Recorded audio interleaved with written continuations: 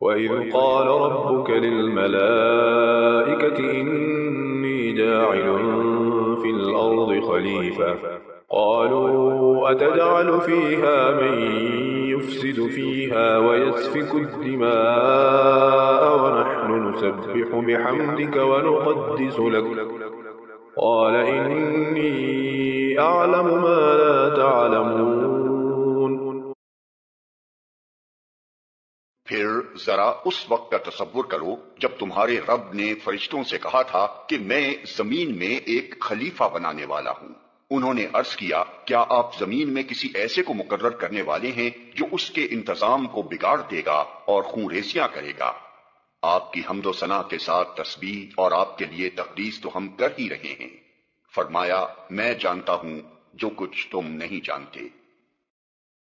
پھر اوپر کے رکوع میں بندگی رب کی دعوت اس بنیاد پر دی گئی تھی کہ وہ تمہارا خالق ہے، پروردگار ہے، اسی کے قبضہ قدرت میں تمہاری زندگی و موت ہے، اور جس کائنات میں تم رہتے ہو اس کا مالک و مدبر وہی ہے، لہذا اس کی بندگی کے سوا تمہارے لیے اور کوئی دوسرا طریقہ صحیح نہیں ہو سکتا۔ اب اس رکوع میں وہی دعوت اس بنیاد پر دی جا رہی ہے کہ اس دنیا میں تم کو خدا نے اپنا خلیفہ بنایا ہے۔ خلیفہ ہونے کی حیثیت سے تمہارا فرض صرف اتنا ہی نہیں ہے کہ اس کی بندگی کرو، بلکہ یہ بھی ہے کہ اس کی بھیجی ہوئی ہدایت کے مطابق کام کرو۔ اگر تم نے ایسا نہ کیا اور اپنے ازلی دشمن شیطان کے اشاروں پر چلے تو بدترین بغاوت کے مجرم ہوگے اور بدترین انجام دیکھو گے۔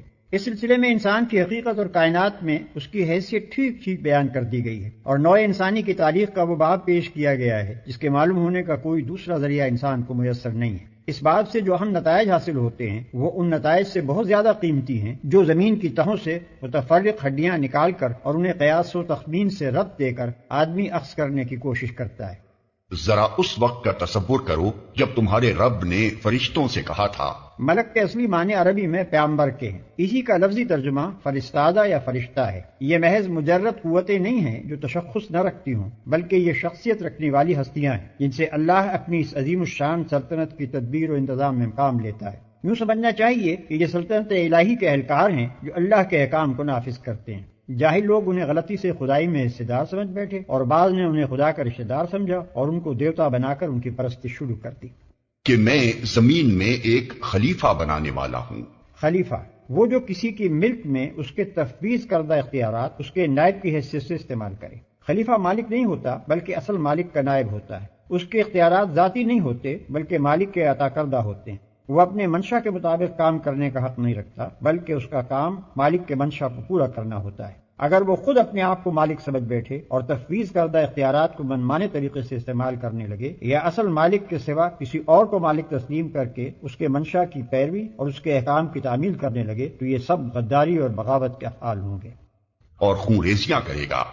یہ فرشتوں کا اعتراض نہ تھا بلکہ استفہام تھا۔ فرشتوں کی کیا مجال کہ خدا کی کسی تجویز پر اعتراض کریں؟ وہ خلیفہ کے لفظ سے یہ تو سمجھ گئے تھے کہ اس زیر تجویز مخلوق کو زمین میں کچھ اختیارات سپرد کیے جانے والے ہیں، مگر یہ بات ان کی سمجھ میں نہیں آتی تھی کہ سلطنت کائنات کے اس نظام میں کسی با اختیار مخلوق کی گنجائش کیسے ہو سکتی ہے، اور اگر کسی کی طرف کچھ ذرا سے بھی اختیارات منتقل کر دیے جائیں تو سلطنت کے جس حصے میں بھی ایسا کیا جائے گا وہاں کا انتظام خرابی سے کیسے بچ جائے گا۔ اسی بات کو وہ سمجھنا چاہتے تھے۔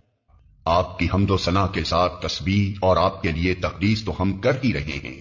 اس فقرے سے فرشتوں کا مدعا یہ نہ تھا کہ خلافت ہمیں دی جائے، ہم اس کے مستحق ہیں، بلکہ ان کا مطلب یہ تھا کہ حضور کے فرامین کی تعمیر ہو رہی ہے، آپ کے احکام بجا لانے میں ہم پوری طرح سرگرم ہیں، مرضی مبارک کے مطابق سارا جہان پاک صاف رکھا جاتا ہے، اور اس کے ساتھ آپ کی حمد و ثنا اور آپ کی تسبیح و تقدیس بھی ہم خدام ادب کر رہے ہیں۔ اب کمی کس چیز کی ہے کہ اس کے لیے خلیفہ کی ضرورت ہو؟ ہم اس کی مصلحت نہیں سمجھ سکے۔ تسبیح کا لفظ ذو معنین ہے، اس کے معنی پاکی بیان کرنے کے بھی ہیں اور سرگرمی کے ساتھ کام اور انہماک کے ساتھ صحیح کرنے کے بھی۔ اسی طرح تقدیس کے بھی دو معنی ہیں، ایک تقدس کا اظہار و بیان، دوسرے پاک کرنا۔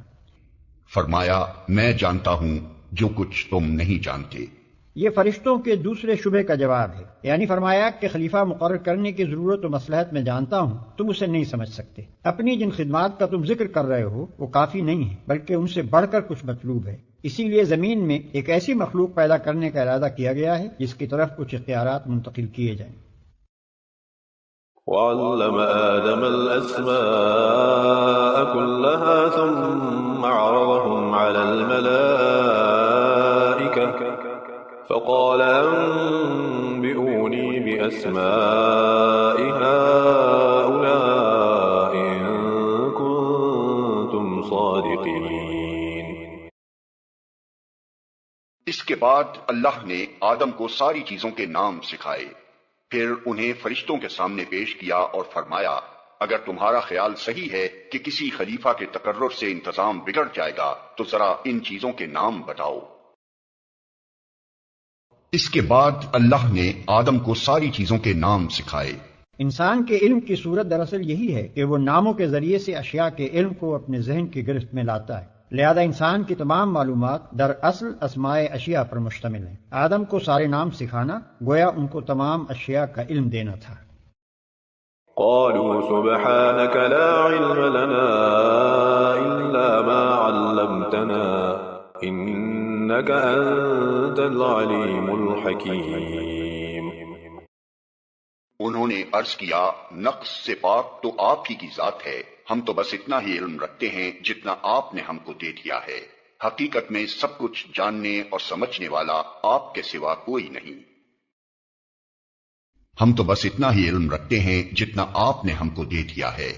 ایسا معلوم ہوتا ہے کہ ہر فرشتے اور فرشتوں کی ہر صنف کا علم صرف اسی شعبے تک محدود ہے جس سے اس کا تعلق ہے۔ مثلا ہوا کے انتظام سے جو فرشتے متعلق ہیں وہ ہوا کے متعلق سب کچھ جانتے ہیں مگر پانی کے متعلق کچھ نہیں جانتے۔ یہی حال دوسرے شعبوں کے فرشتوں کا ہے۔ انسان کو ان کے برعکس جامع علم دیا گیا ہے، ایک ایک شعبے کے متعلق چاہے وہ اس شعبے کے فرشتوں سے کم جانتا ہو مگر مجموعی حیثیت سے جو جامعیت انسان کے علم کو بخشی گئی ہے وہ فرشتوں کو میسر نہیں ہے۔ قال يا آدم أنبئهم بأسمائهم فلما أنبأهم بأسمائهم قال ألم أقل لكم إني أعلم غيب السماوات والأرض وأعلم ما تبدون وما كنتم تكتمون. پھر اللہ نے آدم سے کہا تم انہیں ان چیزوں کے نام بتاؤ۔ جب اس نے ان کو ان سب کے نام بتا دیے تو اللہ نے فرمایا میں نے تم سے کہا نہ تھا کہ میں آسمانوں اور زمین کی وہ ساری حقیقتیں جانتا ہوں جو تم سے مخفی ہیں، جو کچھ تم ظاہر کرتے ہو وہ بھی مجھے معلوم ہے اور جو کچھ تم چھپاتے ہو اسے بھی میں جانتا ہوں۔ یہ مظاہرہ فرشتوں کے پہلے شبے کا جواب تھا۔ گویا اس طریقے سے اللہ تعالیٰ نے انہیں بتا دیا کہ میں آدم کو صرف اختیارات ہی نہیں دے رہا ہوں بلکہ علم بھی دے رہا ہوں۔ اس کے تقرر سے فساد کا جو اندیشہ تمہیں ہوا وہ اس معاملے کا صرف ایک پہلو ہے، دوسرا پہلو اصلاح کا بھی، اور وہ فساد کے پہلو سے زیادہ وزنی اور زیادہ بیش قیمت ہے۔ حکیم کا یہ کام نہیں ہے کہ چھوٹی خرابی کی وجہ سے بڑی بہتری کو نظر انداز کر دے۔ وَإِذْ قُلْنَا لِلْمَلَائِكَةِ اسْجُدُوا لِآدَمَ فَسَجَدُوا إِلَّا إِبْلِيسَ أَبَى وَاسْتَكْبَرَ وَكَانَ مِنَ الْكَافِرِينَ. پھر جب ہم نے فرشتوں کو حکم دیا کہ آدم کے آگے جھک جاؤ تو سب جھک گئے مگر ابلیس نے انکار کیا، وہ اپنی بڑائی کے گھمنڈ میں پڑ گیا اور نافرمانوں میں شامل ہو گیا۔ سب جھک گئے۔ اس کا مطلب یہ ہے کہ زمین اور اس سے تعلق رکھنے والے طبقہ کائنات میں جس قدر فرشتے معمور ہیں ان سب کو انسان کے لیے مطیع و مسخر ہو جانے کا حکم دیا گیا۔ چونکہ اس علاقے میں اللہ کے حکم سے انسان خلیفہ بنایا جا رہا تھا اس لیے فرمان جاری ہوا کہ صحیح یا غلط جس کام میں بھی انسان اپنے ان اختیارات کو جو ہم اسے عطا کر رہے ہیں استعمال کرنا چاہے اور ہم اپنی مشیت کے تحت اسے ایسا کر لینے کا موقع دے دیں تو تمہارا فرض ہے کہ تم میں سے جس کے دائرہ عمل سے وہ کام متعلق ہو وہ اپنے دائرے کی حد تک اس کا ساتھ دے۔ وہ چوری کرنا چاہے یا نماز پڑھنے کا ارادہ کرے، نیکی کرنا چاہے یا بدی کے ارتکاب کے لیے جائے، دونوں صورتوں میں جب تک ہم اسے اس کی پسند کے مطابق عمل کرنے کا اذن دے رہے ہیں تمہیں اس کے لیے سازگاری کرنی ہوگی۔ مثال کے طور پر اس کو یوں سمجھیے کہ ایک فرمانروا جب کسی شخص کو اپنے ملک کے کسی صوبے یا ضلع کا حاکم مقرر کرتا ہے تو اس علاقے میں حکومت کے جس قدر کارندے ہوتے ہیں ان سب کا فرض ہوتا ہے کہ اس کی اطاعت کریں، اور جب تک فرمانروا کا منشا یہ ہے کہ اسے اپنے اختیارات کے استعمال کا موقع دے اس وقت تک اس کا ساتھ دیتے رہیں، قطع نظر اس سے کہ وہ صحیح کام میں ان اختیارات کو استعمال کر رہا ہے یا غلط کام میں۔ البتہ جب جس کام کے بارے میں بھی فرمانروا کا اشارہ ہو جائے کہ اسے نہ کرنے دیا جائے تو وہیں ان حاکم صاحب کا اقتدار ختم ہو جاتا ہے اور انہیں ایسا محسوس ہونے لگتا ہے کہ سارے علاقے کے اہلکاروں نے گویا ہڑتال کر دی، حتیٰ کہ جس وقت فرمانروا کی طرف سے ان حاکم صاحب کی معزولی اور گرفتاری کا حکم ہوتا ہے تو وہی ماتحت و خدام جو کل تک ان کے اشاروں پر حرکت کر رہے تھے ان کے ہاتھوں میں ہتھکڑیاں ڈال کر انہیں کشاں کشاں دارالفاسقین کی طرف لے جاتے ہیں۔ فرشتوں کو آدم کے لیے سرب سجود ہو جانے کا جو حکم دیا گیا تھا اس کی نوعیت کچھ اسی قسم کی تھی۔ ممکن ہے کہ صرف مسخر ہو جانے ہی کو سجدے سے تعبیر کیا گیا ہو، مگر یہ بھی ممکن ہے کہ اس انقیاد کی علامت کے طور پر کسی ظاہری فعل کا بھی حکم دیا گیا ہو، اور یہی زیادہ صحیح معلوم ہوتا ہے۔ مگر ابلیس نے انکار کیا۔ ابلیس کا لفظی ترجمہ انتہائی مایوس، اصطلاحاً یہ اس جن کا نام ہے جس نے اللہ کے حکم کی نافرمانی کر کے آدم اور بنی آدم کے لیے مطیع و مسخر ہونے سے انکار کر دیا، اور اللہ سے قیامت تک کے لیے مہلت مانگی کہ اسے نسل انسانی کو بہکانے اور گمراہیوں کی طرف ترغیب دینے کا موقع دیا جائے۔ کسی کو الشیطان بھی کہا جاتا ہے۔ در حقیقت شیطان اور ابلیس بھی محض کسی مجرد قوت کا نام نہیں ہے، بلکہ وہ بھی انسان کی طرح ایک صاحب تشخص ہستی ہے۔ نیز کسی کو یہ غلط فہمی بھی نہ ہونی چاہیے کہ یہ فرشتوں میں سے تھا۔ آگے چل کر قرآن نے خود تصریح کر دی ہے کہ وہ جنوں میں سے تھا، جو فرشتوں سے الگ مخلوقات کی ایک مستقل صنف ہے، اور نافرمانوں میں شامل ہو گیا۔ ان الفاظ سے ایسا معلوم ہوتا ہے کہ غالباً ابلیس سجدے سے انکار کرنے میں اکیلا نہ تھا، بلکہ جنوں کی ایک جماعت نافرمانی پر آمادہ ہو گئی تھی، اور ابلیس کا نام صرف اس لیے لیا گیا ہے کہ وہ ان کا سردار اور اس بغاوت میں پیش تھا۔ لیکن اس آیت کا دوسرا ترجمہ یہ بھی ہو سکتا ہے کہ وہ کافروں میں سے تھا۔ اس صورت میں مطلب یہ ہوگا کہ جنوں کی ایک جماعت پہلے سے ایسی موجود تھی جو سرکش و نافرمان تھی، اور ابلیس کا تعلق اسی جماعت سے تھا۔ قرآن میں بالعموم شیاطین کا لفظ انہی جنوں اور ان کی ذریت نسل کے لیے استعمال ہوا ہے، اور جہاں شیاطین سے انسان مراد لینے کے لیے کوئی قرینہ نہ ہو وہاں یہی شیاطین جن مراد ہوتے ہیں۔ وَقُلْنَا يَا آدَمُ اسْكُنْ أَنْتَ وَزَوْجُكَ الْجَنَّةَ وَكُلَا مِنْهَا رَغَدًا حَيْثُ شِئْتُمَا وَلَا تَقْرَبَا هَذِهِ الشَّجَرَةَ فَتَكُونَا مِنَ الظَّالِمِينَ۔ پھر ہم نے آدم سے کہا کہ تم اور تمہاری بیوی دونوں جنت میں رہو اور یہاں بفراغت جو چاہو کھاؤ، مگر اس درخت کا رخ نہ کرنا ورنہ ظالموں میں شمار ہوگے۔ اس درخت کا رخ نہ کرنا۔ اس سے معلوم ہوتا ہے کہ زمین یعنی اپنی جائے تقرر پر خلیفہ کی حیثیت سے بھیجے جانے سے پہلے ان دونوں کو امتحان کی غرض سے جنت میں رکھا گیا تھا، تاکہ ان کے رجحانات کی آزمائش ہو جائے۔ اس آزمائش کے لیے ایک درخت کو چن لیا گیا اور حکم دیا گیا کہ اس کے قریب نہ پھٹکنا، اور اس کا انجام بھی بتا دیا گیا کہ ایسا کرو گے تو ہماری نگاہ میں ظالم قرار پاؤ گے۔ یہ بحث غیر ضروری ہے کہ وہ درخت کون سا تھا اور اس میں کیا خاص بات تھی کہ اس سے منع کیا گیا۔ منع کرنے کی وجہ یہ نہ تھی کہ اس درخت کی خاصیت میں کوئی خرابی تھی اور اس سے آدم و حوا کو نقصان پہنچنے کا خطرہ تھا۔ اصل غرض اس بات کی آزمائش تھی کہ یہ شیطان کی ترغیبات کے مقابلے میں کس حد تک حکم کی پیروی پر قائم رہتے ہیں۔ اس مقصد کے لیے کسی ایک چیز کا منتخب کر لینا کافی تھا، اسی لیے اللہ نے درخت کے نام اور اس کی خاصیت کا کوئی ذکر نہیں فرمایا۔ اس امتحان کے لیے جنت ہی کا مقام سب سے زیادہ موزوں تھا۔ دراصل اسے امتحان گاہ بنانے کا مقصود یہ حقیقت انسان کے ذہن نشین کرنا تھا کہ تمہارے لیے تمہارے مرتبہ انسانیت کے لحاظ سے جنت ہی لائق و مناسب مقام ہے۔ لیکن شیطانی ترغیبات کے مقابلے میں اگر تم اللہ کی فرمانبرداری کے راستے سے منحرف ہو جاؤ گے تو جس طرح ابتدا میں اس سے محروم کیے گئے تھے اسی طرح آخر میں بھی محروم ہی رہو گے۔ اپنے اس مقام لائق کی، اپنے اس فردوس سے گم گشتہ کی بازیافت تم صرف اسی طرح کر سکتے ہو کہ اپنے اس دشمن کا کامیابی سے مقابلہ کرو جو تمہیں فرمانبرداری کے راستے سے ہٹانے کی کوشش کرتا ہے، ورنہ ظالموں میں شمار ہوگے۔ ظالم کا لفظ نہایت معنی خیز ہے۔ ظلم در اصل حق تلفی کو کہتے ہیں۔ ظالم وہ ہے جو کسی کا حق تلف کرے۔ جو شخص خدا کی نافرمانی کرتا ہے وہ در حقیقت 3 بڑے بنیادی حقوق تلف کرتا ہے۔ اولاً خدا کا حق، کیونکہ وہ اس کا مستحق ہے کہ اس کی فرمانبرداری کی جائے۔ ثانیاً ان تمام چیزوں کے حقوق جن کو اس نے اس نافرمانی کے ارتکاب میں استعمال کیا، اس کے اعضائے جسمانی، اس کے قوائے نفس، اس کے ہم معاشرت انسان، وہ فرشتے جو اس کے ارادے کی تکمیل کا انتظام کرتے ہیں، اور وہ اشیاء جو اس کام میں استعمال ہوتی ہیں۔ ان سب کا اس پر یہ حق تھا کہ وہ صرف ان کے مالک ہی کی مرضی کے مطابق ان پر اپنے اختیارات استعمال کرے، مگر جب اس کی مرضی کے خلاف اس نے ان پر اختیارات استعمال کیے تو در حقیقت ان پر ظلم کیا۔ ثالثاً خود اپنا حق، کیونکہ اس پر اس کی ذات کا یہ حق ہے کہ وہ اسے تباہی سے بچائے، مگر نافرمانی کر کے جب وہ اپنے آپ کو اللہ کی سزا کا مستحق بناتا ہے تو دراصل اپنی ذات پر ظلم کرتا ہے۔ انہی وجوہ سے قرآن میں جگہ جگہ گناہ کے لیے ظلم اور گناہگار کے لیے ظالم کی اصطلاح استعمال کی گئی ہے۔ فأزلهما الشيطان عنها فأخرجهما مما كانا فيه وقلنا اهبطوا بعضكم لبعض عدو ولكم في الأرض مستقر ومتاع إلى حين۔ آخر کار شیطان نے ان دونوں کو اس درخت کی ترغیب دے کر ہمارے حکم کی پیروی سے ہٹا دیا اور انہیں اس حالت سے نکلوا کر چھوڑا جس میں وہ تھے۔ ہم نے حکم دیا کہ اب تم سب یہاں سے اتر جاؤ، تم ایک دوسرے کے دشمن ہو اور تمہیں ایک خاص وقت تک زمین میں ٹھہرنا اور وہیں گزر بسر کرنا ہے۔ تم ایک دوسرے کے دشمن ہو، یعنی انسان کا دشمن شیطان اور شیطان کا دشمن انسان۔ شیطان کا دشمن انسان ہونا تو ظاہر ہے کہ وہ اسے اللہ کی فرمانبرداری کے راستے سے ہٹانے اور تباہی میں ڈالنے کی کوشش کرتا ہے۔ رہا انسان کا دشمن شیطان ہونا تو فی الواقع انسانیت تو اس سے دشمنی ہی کی مقتضی ہے، مگر خواہشات نفس کے لیے جو ترغیبات وہ پیش کرتا ہے ان سے دھوکہ کھا کر آدمی اسے اپنا دوست بنا لیتا ہے۔ اس طرح کی دوستی کے معنی یہ نہیں ہے کہ حقیقتاً دشمنی دوستی میں تبدیل ہو گئی، بلکہ اس کے معنی یہ ہیں کہ ایک دشمن دوسرے دشمن سے شکست کھا گیا اور اس کے جال میں پھنس گیا۔ فتلقى آدم من ربه كلمات فتاب عليه إنه هو التواب الرحيم۔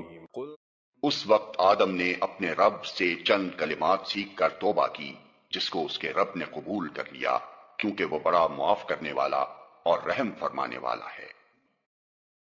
اس وقت آدم نے اپنے رب سے چند کلمات سیکھ کر توبہ کی، یعنی آدم کو جب اپنے قصور کا احساس ہوا اور انہوں نے نافرمانی سے پھر فرما برداری کی طرف رجوع کرنا چاہا اور ان کے دل میں یہ خواہش پیدا ہوئی کہ اپنے رب سے اپنی خطا معاف کرائیں، تو انہیں وہ الفاظ نہ ملتے تھے جن کے ساتھ وہ خطا بخشی کے لیے دعا کر سکتے۔ اللہ نے ان کے حال پر رحم فرما کر وہ الفاظ بتا دیے۔ توبہ کے اصل معنی رجوع کرنے اور پلٹنے کے ہیں۔ بندے کی طرف سے توبہ کے معنی یہ ہے کہ وہ سرکشی سے باز آ گیا، طریق بندگی کی طرف پلٹ آیا، اور خدا کی طرف سے توبہ کے معنی یہ ہے کہ وہ اپنے شرمسار غلام کی طرف رحمت کے ساتھ متوجہ ہو گیا، پھر سے نظر عنایت اس کی طرف مائل ہو گئی، کیونکہ وہ بڑا معاف کرنے والا اور رحم فرمانے والا ہے۔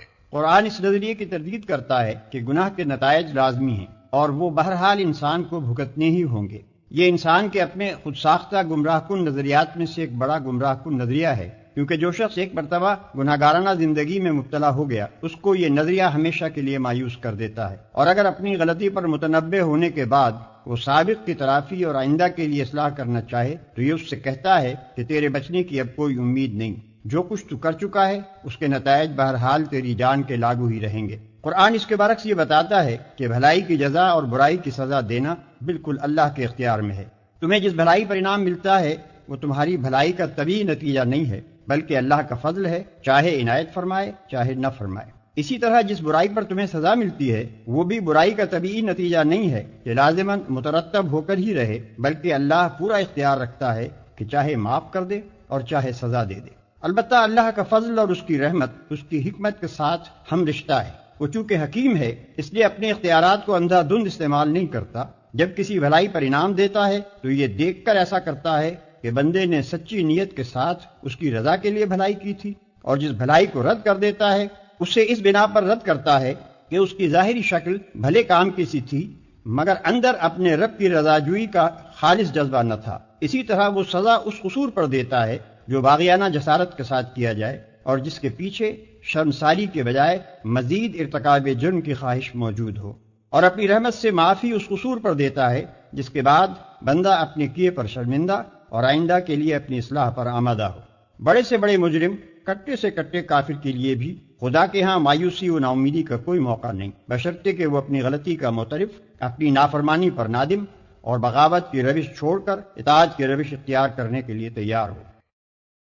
قُلْنَا اهْبِطُوا مِنْهَا جَمِيعًا فَإِمَّا يَأْتِيَنَّكُمْ مِنِّي هُدًى فَمَن تَبِعَ هُدَايَ فَلَا خَوْفٌ عَلَيْهِمْ وَلَا هُمْ يَحْزَنُونَ۔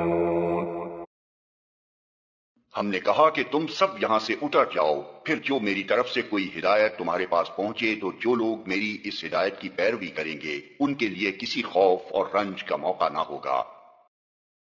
ہم نے کہا کہ تم سب یہاں سے اتر جاؤ۔ اس فقرے کا دوبارہ اعادہ معنی خیز ہے۔ اوپر کے فقرے میں یہ بتایا گیا ہے کہ آدم نے توبہ کی اور اللہ نے قبول کر لی۔ اس کے معنی یہ ہوئے کہ آدم اپنی نافرمانی پر عذاب کے مستحق نہ رہے، گنہگاری کا جو داغ ان کے دامن پر لگ گیا تھا وہ دھو ڈالا گیا، نہ یہ داغ ان کے دامن پر رہا نہ ان کی نسل کے دامن پر، اور نہ اس کی ضرورت پیش آئی کہ معاذ اللہ خدا کو اپنا اکلوتا بھیج کر نوع انسانی کا کفارہ ادا کرنے کے لیے سولی پر چڑھانا پڑتا۔ برعکس اس کے اللہ نے آدم علیہ السلام کی توبہ ہی قبول کرنے پر اکتفا نہ فرمایا، بلکہ اس کے بعد انہیں نبوت سے بھی سرفراز کیا تاکہ وہ اپنی نسل کو سیدھا راستہ بتا کر جائیں۔ اب جو جنت سے نکلنے کا حکم پھر دہرایا گیا تو اس سے یہ بتانا مقصود ہے کہ قبول توبہ کا یہ مقتضا نہ تھا کہ آدم کو جنت ہی میں رہنے دیا جاتا اور زمین پر نہ اتارا جاتا۔ زمین ان کے لیے دارالعذاب نہ تھی، وہ یہاں سزا کے طور پر نہیں اتارے گئے بلکہ انہیں زمین کی خلافت ہی کے لیے پیدا کیا گیا تھا۔ جنت ان کی اصلی جائے قیام نہ تھی، وہاں سے نکلنے کا حکم ان کے لیے سزا کی حیثیت نہ رکھتا تھا۔ اصل تجویز تو ان کو زمین ہی پر اتارنے کی تھی، البتہ اس سے پہلے ان کو اس امتحان کی غرض سے جنت میں رکھا گیا تھا جس کا ذکر اوپر حاشیہ نمبر 48 میں کیا جا چکا ہے۔ والذين كفروا وكذبوا بآياتنا أولئك أصحاب النار هم فيها خالدون۔ اور جو اس کو قبول کرنے سے انکار کریں گے اور ہماری آیات کو جھٹلائیں گے وہ آگ میں جانے والے لوگ ہیں جہاں وہ ہمیشہ رہیں گے۔ اور ہماری آیات کو جھٹلائیں گے، آیات جمع ہے آیت کی۔ آیت کے اصلی معنی اس نشانی یا علامت کے ہیں جو کسی چیز کی طرف رہنمائی کرے۔ قرآن میں یہ لفظ 4 مختلف معنوں میں آیا ہے۔ کہیں اس سے مراد محض علامت یا نشانی ہی ہے، کہیں آثار کائنات کو اللہ کی آیات کہا گیا ہے، کیونکہ مظاہر قدرت میں سے ہر چیز اس حقیقت کی طرف اشارہ کر رہی ہے جو اس ظاہری پردے کے پیچھے مستور ہے۔ کہیں ان معجزات کو آیات کہا گیا ہے جو انبیاء علیہ السلام لے کر آتے تھے، کیونکہ یہ معجزے دراصل اس بات کی علامت ہوتے تھے کہ یہ لوگ فرمانروائے کائنات کے نمائندے ہیں۔ کہیں کتاب اللہ کے فقروں کو آیات کہا گیا ہے، کیونکہ وہ نہ صرف حق اور صداقت کی طرف رہنمائی کرتے ہیں بلکہ فی الحقیقت اللہ کی طرف سے جو کتاب بھی آتی ہے اس کے محض مضامین ہی میں نہیں، اس کے الفاظ اور انداز بیان اور طرز عبارت تک میں اس کے جلیل القدر مصنف کی شخصیت کے آثار نمایاں طور پر محسوس ہوتے ہیں۔ ہر جگہ عبارت کے سیاق و سباق سے بآسانی معلوم ہو جاتا ہے کہ کہاں آیت کا لفظ کس معنی میں آیا ہے۔ وہ آگ میں جانے والے لوگ ہیں جہاں وہ ہمیشہ رہیں گے۔ یہ نسل انسانی کے حق میں ابتدائے آفرینش سے قیامت تک کے لیے اللہ کا مستقل فرمان ہے، اور اسی کو تیسرے رکوع میں اللہ کے عہد سے تعبیر کیا گیا ہے۔ انسان کا کام خود راستہ تجویز کرنا نہیں ہے، بلکہ بندہ اور خلیفہ ہونے کی دوگنا حیثیتوں کے لحاظ سے وہ اس پر مامور ہے کہ اس راستے کی پیروی کرے جو اس کا رب اس کے لیے تجویز کرے۔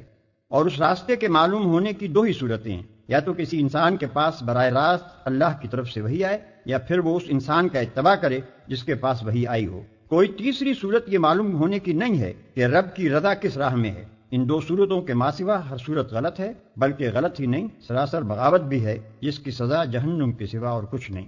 قرآن مجید میں آدم کی پیدائش اور نوع انسانی کی ابتدا کا یہ قصہ 7 مقامات پر آیا ہے، جن میں سے پہلا مقام یہ ہے اور باقی مقامات حسب ذیل ہیں۔ الاعراف رکوع 2، الحجر رکوع 3، بنی اسرائیل رکوع 7، الکہف رکوع 7، طٰہٰ رکوع 7، صاد رکوع 5۔ بائبل کی کتاب پیدائش باب اول، دوم و سوم میں بھی یہ قصہ بیان ہوا ہے، لیکن دونوں کا مقابلہ کرنے سے ہر صاحب نظر انسان محسوس کر سکتا ہے کہ دونوں کتابوں میں کیا فرق ہے۔ آدم علیہ السلام کی تخلیق کے وقت اللہ اور فرشتوں کی گفتگو کا ذکر تلمود میں بھی آیا ہے، مگر وہ بھی اس معنوی روح سے خالی ہے جو قرآن کے بیان کردہ قصے میں پائی جاتی ہے، بلکہ اس میں یہ لطیفہ بھی پایا جاتا ہے کہ جب فرشتوں نے اللہ سے پوچھا انسانوں کو آخر کیوں پیدا کیا جا رہا ہے تو اللہ تعالیٰ نے جواب دیا تاکہ ان میں نیک لوگ پیدا ہوں۔ بد لوگوں کا ذکر اللہ نے نہیں کیا، ورنہ فرشتے انسان کی تخلیق کی منظوری نہ دیتے۔ Like, share and subscribe for more videos.